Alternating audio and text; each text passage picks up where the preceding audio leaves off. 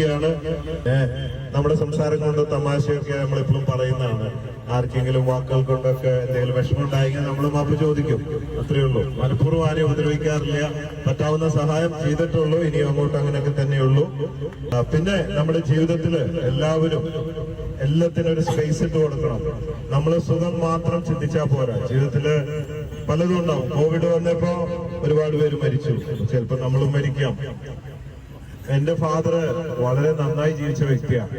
അദ്ദേഹത്തിന് ആക്സിഡന്റ് ആയിട്ട് തലപൊട്ടി, കാലൊടിഞ്ഞു, ക്യാൻസർ ആയിട്ട് മരിച്ചു. അപ്പൊ നമുക്ക് സൂക്കേട് വരാം, അപകടം ഉണ്ടാവാം, ചിലപ്പോ കുറ്റം ചെയ്തിട്ടും ചെയ്യാതെയും ജയിലിൽ പോകാം. നമ്പി നാരായണൻ ശാസ്ത്രജ്ഞൻ കേട്ടിട്ടില്ലേ? എത്രയോ ജയിലിൽ കിടന്നിട്ട് ഇപ്പോ അയാൾ നിരപരാധിയാണ്, എത്രയോ വർഷം. അപ്പോ അതൊക്കെ ജീവിതത്തിന്റെ ഭാഗമാണ്. കുറ്റം ചെയ്താലും ചെയ്തില്ലെങ്കിലും ചില സമയത്തൊക്കെ അങ്ങനെ വേണ്ടിവരും. എല്ലാം പ്രതീക്ഷിച്ച് മുമ്പോട്ട് പോയാൽ നമുക്ക് നിരാശയുണ്ടാവില്ല. സുഖം മാത്രം പ്രതീക്ഷിച്ച് മുമ്പോട്ട് പോയാൽ പലതും വരുമ്പോൾ നിരാശയുണ്ടാവും. ഞാൻ ജീവിതത്തില് എല്ലാത്തിനും പൈസ കൊടുത്തിട്ടുണ്ട്.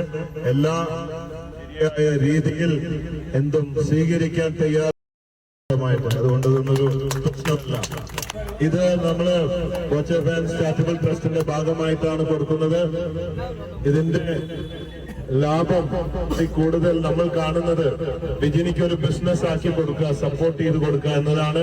അതുകൊണ്ട് നിങ്ങൾക്കൊക്കെ ചായ ഇവിടുന്ന് വാങ്ങാം. ചായ കുടിക്കുന്നവര് കുടിക്കാൻ വേണ്ടി, കുടിക്കാത്തവര് കുടിക്കണമെന്നൊന്നും ഞാൻ പറയില്ല. കുടിക്കുന്നവര് നല്ല ചായയാണ് ഇവിടുന്ന് വാങ്ങി.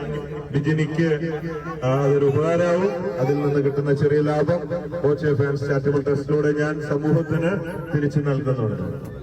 ബിജിനിക്കൊരു പൊന്നാടി എടുക്കും അല്ലെ? ശരിക്ക് ഇത്രയും വഴിയിലിരുന്ന് തക്കാളിപ്പട്ടിയുമേ കച്ചവടം ചെയ്ത് കുടുംബം പുലർത്താണ്. രജനിയുടെ അമ്മയുടെ കഥ, വീട്ടിലെ കഥകളൊക്കെ കേട്ട സത്യത്തിൽ നമുക്ക് കരഞ്ഞു പോകും. ഞാൻ വീഡിയോ കണ്ടപ്പോ സത്യത്തില് കരഞ്ഞു പോയി. അപ്പൊ ശരിക്ക് എന്നേക്കാൾ കൂടുതൽ ആദരിക്കേണ്ടത് ബിജിനിനെയാണ്. അപ്പൊ ഞാൻ എനിക്ക് കിട്ടിയ പൊന്നാട ആ കൂടി കൊടുക്കല്ലേ? നല്ല കയ്യിൽ കൊടുക്കും, നല്ല കയ്യിൽ. അതൊക്കെ ഒരു നല്ല മനസ്സിന്റെ ഉടമയ്ക്ക് മാത്രമേ ഇങ്ങനെയൊക്കെ ചെയ്യാൻ പറ്റൂ. കാരണം